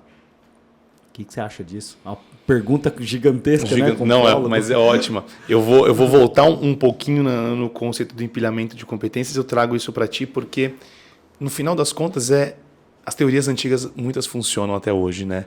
Lei da oferta e demanda. Por que as palavras ficaram tão caras? Porque tem mais gente querendo ofertar o seu trabalho através de palavras ligadas a branding, por exemplo. Ou seja, quanto mais gente procurar, o preço vai ficar mais caro. O digital, ele tem poucas barreiras de entrada quando eu penso em comunicação e até lançamento de produtos, quando eu comparo hoje com uma TV fechada. Então, se eu quero lançar um produto novo, eu posso nas minhas redes sociais e falar sobre aquele produto. Não sei a abrangência que eu vou ter, o alcance, o engajamento, mas eu posso. Não tem barreira de entrada. A gente pode falar o que a gente quiser. Essa mudança de nós como consumidores, como pessoas, saímos do papel de um receptor de comunicação para também criar a comunicação, Isso é um game changer enorme do mercado. Isso faz todas essas rodas girarem de maneira diferente. Então você pode estar lá, pode falar mais. E aí o que acontece? Quanto mais pessoas falando, menos atenção quem está recebendo essa informação vai dar. Porque o conteúdo aumenta drasticamente, exponencialmente, mas o nosso tempo não aumenta. A gente tem as mesmas 24 horas. A gente dorme, a gente come. Então a nossa atenção ela é disputada muito mais fortemente. E aí, que voltando no empilhamento de competências que um profissional tem que ter, uma empresa tem que ter, um grupo geralmente tem que ter. É difícil você buscar isso só numa pessoa, mas sim tem que ter muita criatividade, ela continua forte. Mas o olhar para os dados ele é muito relevante. Porque os dados, no final das contas, eles vão endossar o que a gente fez, a resposta daquilo que a gente fez, o que é positivo e aonde eu preciso apostar mais. Então, um dado de uma campanha no marketing digital, ele vai afinar, vai regular, ajustar a nossa persona. Que é o começo de tudo. Ele vai garantir que o meio de comunicação nosso ele está certo. Se é preferível trabalhar no TikTok ou trabalhar com Reels no Instagram, o que funciona mais? Depende do target. E se o target seu está certo. Então, tem muita coisa aqui que muda para mim nesse ambiente a partir do momento em que todo esse ecossistema de relação com as marcas e relação social também muda. Tudo muda muito. Ontem, depois da palestra que eu comentei com vocês, que eu dei lá na faculdade, o tema era marketing integrado como vetor de estratégia. Ou seja, vamos trazer o marketing para o negócio e se tem uma estratégia, como é que alguns cases que eu pude viver estão entregando aquela estratégia por trás? E detalhe, toda a estratégia dos cases que eu mostrei, todas elas estavam baseadas em números. Um grande exemplo que eu tenho, e aí também ajuda a trazer um pouco do growth para dentro do jogo, mesmo quando o growth ainda não era algo difundido, é quando eu vou lá para 2014, e naquela época eu estava como... 2015, que eu estava como executivo da linha de frango de in natura da companhia e de comemorativos da marca Sadia. E aí a gente olhou para uma categoria de frangos, consumo de frango, extremamente comoditizada. Então você vai comprar um frango no mercado, quando você vai no açougue, dificilmente você vai pedir ele pela marca. É frango, né? Me dá sobrecoxa. Putz, eu vou comprar um frango inteiro, me dá aquele que está mais bonito. O varejo nem coloca a marca. Então, como trazer marca para mercado comoditizados? Um presunto a gente pede pela marca. Um queijo não. E a hora que você fala um presunto a gente pede pela marca, já me vem uma marca. Exatamente, uma marca que criou lá atrás algo em comunicação muito forte. Né? As propagandas com o Juvenal e etc. Te recordar do que veio lá atrás, há muitos anos atrás. Então, quando a gente olha para esse frango e a gente olha para a história, porque a gente aprende muito com a história do consumo de frango no Brasil ela foi uma evolução constante.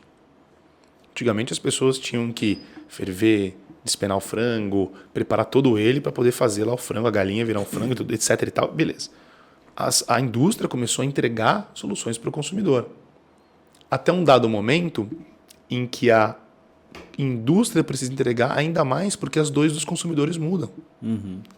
A sequência de dor, no fundo, eu acabo vendo as coisas muito como um gráfico, talvez para ser engenheiro, ele é um mundo de Pareto. Na hora que você resolve uma dor principal, outra dor se torna a principal. A segunda dor se torna a principal. Então, lá em 2000 se não me engano, 2013, eu não estava cuidando dessa categoria ainda, a companhia viu na época que existia uma dor muito grande do consumidor. O consumidor lá atrás tinha dor de poder preparar todo aquele trabalho para despenar um frango, ferver, etc. E a empresa entregou um frango industrializado para ela. Só que você botava um frango numa mesa numa família de 7 pessoas, 4 queriam comer a coxa. Só que você tem 2 coxas. Então a indústria foi lá e falou, não, eu vou te vender as partes separadas também. Aí alguém falava, nossa, mas eu tenho que descongelar, então eu tenho que temperar esse produto. Tá bom, eu te entrego o temperado. Poxa, mas olha, quando eu vou descongelar minhas coxas de frango, quando eu vou descongelar uma, vem tudo grudada num bloco só. A empresa foi lá e lançou o produto com uma tecnologia que permitia você tirar congelado 1 a 1. E você não precisa descongelar tudo e congelar novamente, que não é uma prática, falando como engenheiro, uma prática boa para você fazer no alimento, porque tem alguns riscos ali associados a esse recongelamento. E aí, de repente, a empresa falou, cara, qual que é a nova dor desse consumidor? esse consumidor e vendo dados e pesquisas e falando com ele. Pô, o consumidor moderno está cada vez com menos tempo. Isso lá naquela época. Imagina agora, 12 anos depois. O que esse consumidor precisa? Conseguir ter o seu produto, conseguir ter sua solução, que no caso é um frango bem feito, gostoso, em pouco tempo. E aí foi quando a companhia, através de tecnologia, desenvolveu o que a gente chama do frango assa fácil, que hoje várias empresas têm. Então, a dor do consumidor é, se eu quero fazer um frango assado no dia seguinte, eu preciso tirar pelo menos 12 horas antes para descongelar. Se ele vier temperado legal, já me evitou um tempo e depois eu boto para fazer. Só que se eu esqueci de tirar ele na noite anterior, esquece, eu não vou fazer no dia seguinte no almoço. Eu não como frango. Então eu preciso facilitar a jornada para esse segmento de pessoas. Não são todas que vão fazer isso, mas tem um segmento importante. E quanto mais a gente tem quanto menos a gente tem tempo na vida, mais esse segmento aumenta. E o assa fácil é uma solução que você tira do congelador dentro de um saco específico, já temperado, e coloca direto no forno. Então, essa questão de usar informação, pesquisa, dado, ajuda muito a gente, porque como você vai agregar valor numa categoria como essa de frangos, que é uma categoria extremamente comoditizada. O consumo de frango no Brasil, ele ganha de longe de qualquer outra proteína. O consumo de frango é muito maior do que o consumo de boi, por exemplo, de carne bovina. Nem dá para comparar com suíno e com peixe. Né? Então, é um grande consumo, é uma carne versátil, é uma carne que tem um preço que gera mais acesso. Como você agrega valor? Porra, bem legal o case, cara. Porra, a percepção, assim. Você estava me falando agora e eu fiquei pensando. Acho que, se eu não me engano, 80% da população brasileira vive até 200 quilômetros da costa. Era um dado que eu tinha visto, não tenho muita certeza, mas é mais ou menos por aí. Não tenho certeza da quilometragem. Né? Por que a gente consome pouco peixe? Você sabe dizer? Eu não sei o do porquê do pouco peixe. Os caras fazem umas perguntas difíceis. Não, mas é bacana. Mas a primeira coisa que me vem à cabeça aqui, aí sendo muito com um pensamento, é que a gente tem uma costa muito grande, mas você tem uma parte, tirando a costa, o interior muito forte, que não necessariamente um produto perecível como um peixe ele vai chegar tão longe. É logicamente que hoje você tem indústrias que conseguem manter um peixe com uma validade, com um shelf life muito longo. Mas uma cultura de alimentação ela não muda da hora para outra. Né? Uma outra percepção que eu tenho é em relação a preço. Eu, pelo menos, quando eu vou no supermercado, o quilo do frango está sempre mais barato que o quilo do peixe. Então, isso gera acesso. Então, quando eu penso em consumo Brasil, massa, o frango ele é muito maior. Eu posso te falar um pouco do suíno. Estava vendo, a tilápia, ela é meio que uma praga, né? É um peixe africano. Sabia. É um peixe africano. E aí trouxeram para o Brasil e ele acabou... não sei se eles jogaram enfim, não sei. Acho que ele é de água doce. E começaram a criar em rio. E ele não tinha um predador natural, alguma coisa assim. E virou uma praga em alguns rios brasileiros. E é caro pra caramba. Né? Exatamente. Eu não consigo equalizar isso. É porque é uma carne gostosa, na minha opinião, né? É uma carne gostosa e é muito procurada.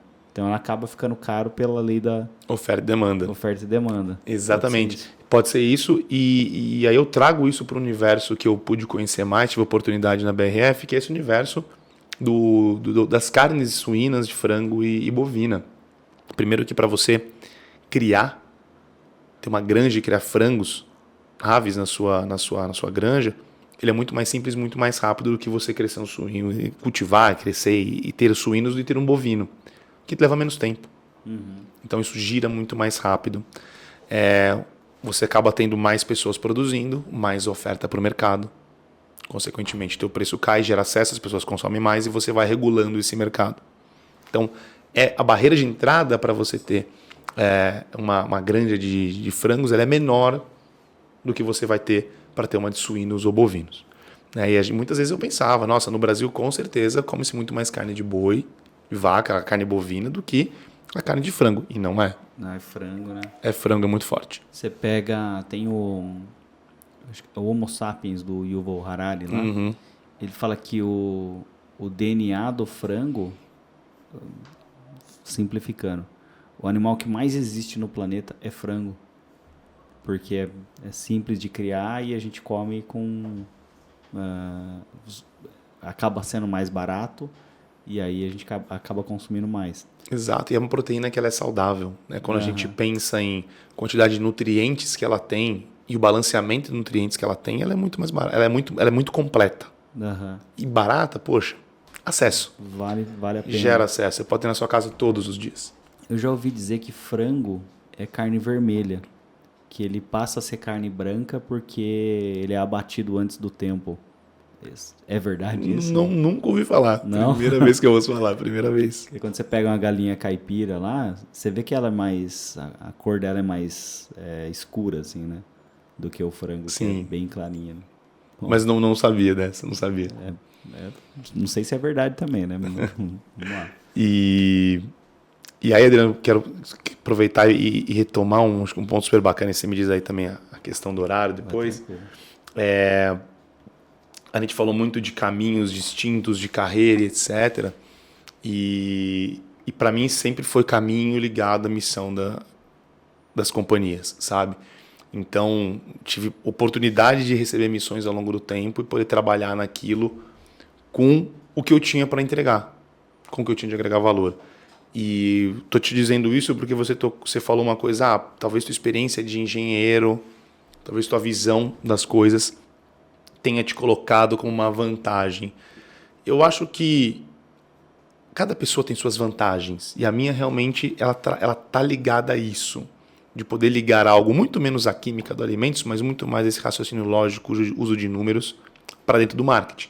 Tanto é que hoje essa área de growth marketing ela fala muito com o que eu venho fazendo. Então, olhar para o consumidor, promover produtos, lançar, que eu fiz a vida inteira, poxa, eu trago uma parte de ciência, de informação para cá, que eu consigo, pelas minhas aptidões, pelo que eu fiz, pelo que eu vivi em faculdade, eu consigo agregar muito rápido para esse negócio e agregar para a empresa. Então, para mim, isso é fundamental. Isso é a grande parte do jogo. E cada vez menos eu vejo esse caminho mudar. Porque a digitalização, o acesso à informação, a dados e, consequentemente, você poder mensurar melhor o que você faz, isso faz com que a gente tenha o poder, inclusive, de poder entender melhor essas informações e transformar os nossos negócios. Ou seja, as coisas estão muito mais disponíveis para a gente hoje. Então a gente consegue fazer melhor. Quando eu pego minha carreira, logicamente que ela tem um fio enorme no marketing, grande, do começo ao fim. Mas eu já fui trade marketing. E trade marketing usa muito número, usa muita informação. Já fui por uma área já cuidei de lojas próprias na Vicbold, aliás, uma marca sensacional também, um trabalho super bacana que o Pedro Vicbold vem fazendo na companhia recentemente. Cuidei de lojas próprias lá por um período pequeno de tempo. Tá na venda no dia a dia, né? Eu cuidei de saque, que é uma coisa muito diferente. É número, é indicador. É saber a qualitativa, é conhecer o consumidor, é entender o que ele está falando, reclamando, mas como que eu trago isso para um universo que eu consigo também quantificar. No final das contas, é como eu uso informações qualitativas, conceitos, comentários, mais números, quantificações, dados, porque essa mescla é o que faz a gente tomar melhores decisões. Seja para definir uma iniciativa, definir um caminho criativo para nós, um caminho de negócio, um go-to-market para o mercado. Tem tanta coisa.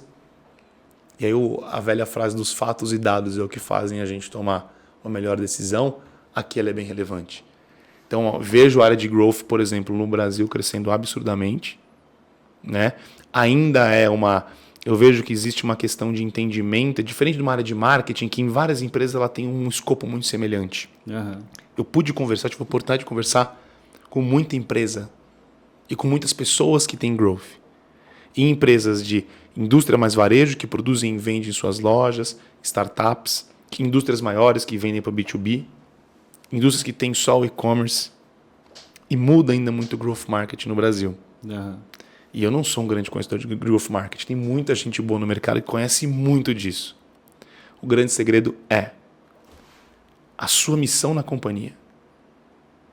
Aquilo que foi trazido para você. Como que você adapta esse growth marketing, o uso dos dados, a decisão para aquele ambiente.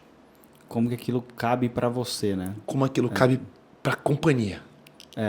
Sabe? Pra... Porque tem alguma coisa para você fazer ali. E o dado está disponível. Essa transformação da informação em insights para aquele business que gera valor. E quando a gente gera valor para o business, para o cliente, para o consumidor, você fecha um ciclo que é positivo.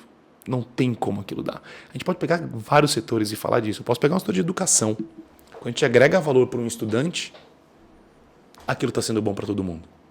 E numa cadeia de uma indústria que vende para um cliente, para um B2B, depois vai chegar no consumidor, isso também é uma verdade. Então tem muita coisa interessante que dá para fazer com esse growth marketing, mas com os conceitos que ele traz, que aquilo é dele, aquilo é growth, agregar receita, vender mais e conseguir usar os dados e fatos para isso, dentro de um ambiente que muda absurdamente, dependendo de cada modelo de negócio. Bacana, cara. Legal. Eu acho que uma principal questão, assim, primeiro que os nerds dominaram o mundo, né? Uma questão boa de ser abordada. Mas com a sociedade mutável do jeito que a gente tem hoje, as competências acabam sendo o direcionador de carreiras e até de contratação nas empresas para que as empresas cresçam. Então, o seu exemplo, né? Você não era um cara de marketing, era um cara de engenharia de alimentos e hoje está fazendo um trabalho excepcional na parte de growth marketing. Então, o que isso diz, né? O que você acabou de dizer ali um pouquinho atrás aqui, empilhamento de competências. Então, você tem a intuição, tem a parte artística e tem a parte de números. Então, eu acho que quanto mais a gente se desvencilhar do tipo, eu sou de humanas, eu sou de exatas, que é algo que ficou muito sedimentado na sociedade, quanto mais as pessoas experimentarem conhecer outras áreas, mais capacidades, mais habilidades elas têm para um mercado de trabalho e para fazer a diferença na sociedade, né? E isso é uma verdade tão, tão importante que isso vem do indivíduo quando o indivíduo tem aquela gana, aquela vontade, aquela garra em aprender, não importa o que seja. E eu vi uma filósofa numa palestra que eu tive falando, eu esqueci o nome dela agora, é Ana, eu não lembro do sobrenome dela, e ela falava, poxa, tente ler coisas, tente ver, escutar, ouvir, ver coisas diferentes do que você habitualmente vê. Então, aquela velha coisa, se você lê livro só de ficção, tenta ler um livro de marketing. Se você vê conteúdos só focados em empreendedorismo, tenta ver alguma coisa sobre artes. Porque isso amplia a nossa capacidade de não só de ter o conhecimento, mas de fazer conexões. Isso nos torna pessoas com mais bagagem para conectar coisas. E isso estimula pensamento lógico e criatividade. Então isso é super interessante. Quando eu penso no indivíduo é isso, mas nem todo mundo vai conseguir ter todas as habilidades, competências necessárias. A gente tem uma vida finita, né? E a gente aprende conforme o tempo e não dá para desrespeitar muito o tempo. Porque tem coisas que a maturidade e a experiência vão trazendo para nós. Então, quando você não consegue ter isso em uma pessoa, você precisa ter isso num grupo. Por isso que a inteligência coletiva ela é muito poderosa. Porque ela faz com que a gente consiga, num grupo, ter peças que pensam de forma diferente e você não precisa esperar esse tempo todo para você chegar lá e sozinho resolver. Ter essas competências como um todo. O grupo tem. Por isso que ser líder, gestão de pessoas hoje, e não só hoje, né, já há muito tempo, seria leviando da minha parte falar hoje, mas cada vez mais tem sido uma competência muito exigida dos profissionais. É aquela questão é um provérbio africano, né? Que é o sozinho você vai mais rápido, em grupo você vai mais longe. Exatamente, exatamente, porque traz consistência. E aí quando eu saio desse ambiente de um grupo, eu passo para um ambiente de comunidade. E quando eu vou para o ambiente de comunidade, eu passo para um outro que tem sido falado muito fortemente agora, que são os ecossistemas. Que é você poder contar com parceiros de negócio para fazer um trabalho que você talvez não faça tão bem como indivíduo ou como uma companhia, como um CPF ou como um CNPJ. E você vai contar com esses indivíduos para colaborar para o todo. E aquele ecossistema funciona mais. Se a gente pegar o que acontece hoje, vamos pegar marketing e comunicação no meio digital. Quantas collabs estão surgindo de produtos hoje? Nossa, Um monte. Quantos creators estão fazendo conteúdos em parceria em colaborativo? Não é à toa que o Instagram colocou lá a feature para você postar alguma coisa com alguém. Uhum. Olha o poder que isso tem. Então, cada vez mais a comunidade vai se formando, esses ecossistemas vão se formando e isso amplia o seu mercado endereçável para qualquer produto que você tenha para colocar. Seja um produto digital ou físico, seja você uma pessoa, seja você uma empresa. Isso amplia muito o que você pode fazer. Eu tenho estudado muito, lido muito sobre, tem um tema que me interessa bastante que é hábito. Uhum. Né? Hábito das pessoas, dos consumidores. E foi olhando para hábito que eu mudei muito o meu estilo de vida. Então, eu tento acordar todos os dias. Eu consigo acordar todos os dias 5 e pouco da manhã. Às vezes dá uma falhadinha, às vezes um pouco mais tarde. Mas eu tenho isso para mim para ter uma rotina de manhã que eu consiga focar. Meu corpo, na minha mente, está preparado para enfrentar um dia melhor e fazendo coisas para mim. Uhum. Né? Fui mudando o hábito. Aí eu pesava muito mais do que eu peso hoje, emagreci 17 quilos. Poxa, legal, como mudando o hábito de alimentação, esporte, coisas mais saudáveis. Legal, Pedro pessoal, vamos pro âmbito profissional. Hábito é tudo na vida. Uhum. Quando a gente começa a entender o hábito dos nossos consumidores, é aí que a gente consegue ser cada vez mais assertivo no que a gente faz. A gente fala muito hoje, por exemplo, dentro do nosso negócio de tênis pé, que boa parte das pessoas usam um produto hoje, né, a categoria, não só o produto, que, se eu tenho chulé, eu vou usar. Mas e se as pessoas que não querem ter chulé, mau odor, elas puderem usar o produto? Isso amplia o seu mercado de um tamanho gigantesco. Você passa do momento de eu tenho o problema e vou resolver, problema-solução, para algo como eu não quero ter o problema. Uhum. Se a gente pegar um case que eu nem conheço muito, quando eu olho um pouco para Listerine. Eu sou uma pessoa que usa Listerine. Nunca me reclamaram que eu tinha bafo. Nunca ninguém falou. Mas eu uso, não digo nem só Listerine, mas enxaguantes bucais como um todo, eu uso todos os dias. Porque eu não quero nem passar perto de ter mau hálito. Então, passa para prevenção uma coisa muito maior. Isso no setor de higiene e beleza, saúde, etc. Cada setor tem a sua coisa. Então, entender sobre hábitos também é muito relevante. Eu jogava futebol, né, no amador e tal, e aí você usa aquele jogo de camisa que um monte de gente usa, né? Aí, cara, eu peguei uma subaqueira no sobaco esquerdo, principalmente. Aí eu peguei, um dia falei pro meu pai, né? Meu pai falou, cara, passa tênis P Baruel no sobaco. Eu falei, será? Aí eu passei e sarou, cara, a subaqueira. Eu acho que é porque, sei lá, não sei se é micro-organismo ali, bactéria, não sei o que é, que é algo que eu não consigo ver. Uhum. Que acho que é o mesmo, é um fungo. Um fungo, perfeito. Às vezes o fungo que dá o chulé é o mesmo que dá também a subaqueira. Não, pode ser, porque o tênis pé ele consegue eliminar 99% de fungos e bactérias do pé que causam o mau odor. É realmente um produtaço. Então, se por acaso era o mesmo da axila, ele realmente ele resolveu. Ajudou. Né? Ajudou, com certeza. Legal. Cara, queria agradecer sua presença. Obrigado, muito bom. Aproveitar para deixar seus contatos, como que faz para as pessoas te encontrarem, suas redes sociais e também da tênis, da Baruel. Boa, ótimo. Poxa, primeiro assim, obrigado pelo convite. Foi muito bacana o bate-papo super leve, solto. Falamos de tantas coisas aqui no nosso bate-papo. Realmente fui muito feliz, um prazerzão, Adriano, conhecer você. Um cara simpático, bacana, cara super aberto aqui, falamos de muita coisa bacana. Me senti super à vontade aqui com vocês. Meus contatos, a principal aqui para mim é LinkedIn, então quem quiser me procurar lá pode procurar como Pedro Fernandes ou /PedroHFF.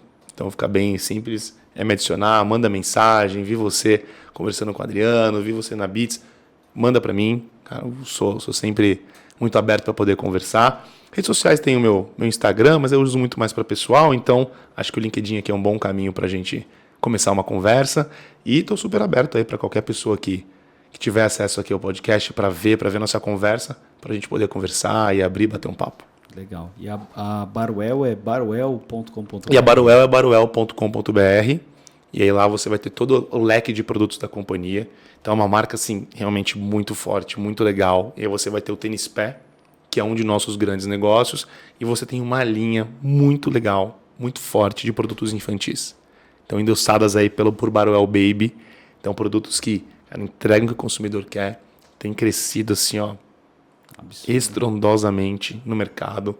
Porque a gente entrega produto bom, com qualidade, produto que vai poder estar na casa do consumidor e que para o bebê e para a criança, ele não vai falhar. Ele vai higienizar, ele vai lavar, vai deixar com cheirinho gostoso, ele cumpre todos os requisitos que mamãe quer com o seu bebê e com a sua criança. Que legal. Então, além de outros produtos que nós temos lá também, tem uma linha de cuidado para os pés, que a gente lançou recentemente, sensacional, grande, para calos, joanetes, toda a parte de produto para calcanhar rachado, danificado, pernas cansadas. A gente está ampliando esse mundo do pé. Que legal. Não quero falar mais de mau odor. Uhum. A gente quer falar da saúde dos pés. Aquele pé cascudo, tem alguma coisa? Tem coisa lá. Vai lá. Eu vou te mandar uns produtos bons aí para você conhecer. Você pode ter certeza, você vai gostar. Legal. A Baruel é uma empresa, nasceu no Brasil, mas ela continua sendo sob o controle da mesma família? A Baruel ela tem 120 anos de existência, um pouco mais. Ela trocou de mão de gestão de famílias, a família atual que tem toda a companhia que detém ela, tudo 100% familiar, ela está com a companhia aí há um pouco menos, talvez ali uns 50 anos, estou falando um número aproximado aqui, e está com a família, mas ela tem um desenvolvimento, uma gestão lá dentro muito bacana. Então ela vai buscar sim as melhores práticas de mercado, e tem um ambiente muito legal para se trabalhar, muito bacana e muito forte. Que legal. Pô, eu sou fã da marca, cara. É um prazer, para mim é um prazer enorme ter você aqui. Obrigado mais uma vez. Vou aproveitar, se você assistiu até agora, se inscreve no canal. Tem muita gente que assiste e não se inscreve. Aciona o sininho para receber as informações. Aproveita, me segue também. Eu tô como Adriano Klump. O Klump é difícil, eu vou soletrar. KLUM de Maria, P de pato, em todas as redes sociais. E segue também a Beats em todas as redes sociais. A gente está com o beats.digital. Aqui no YouTube é Beats Podcast. Beleza? Muito obrigado pela audiência e valeu!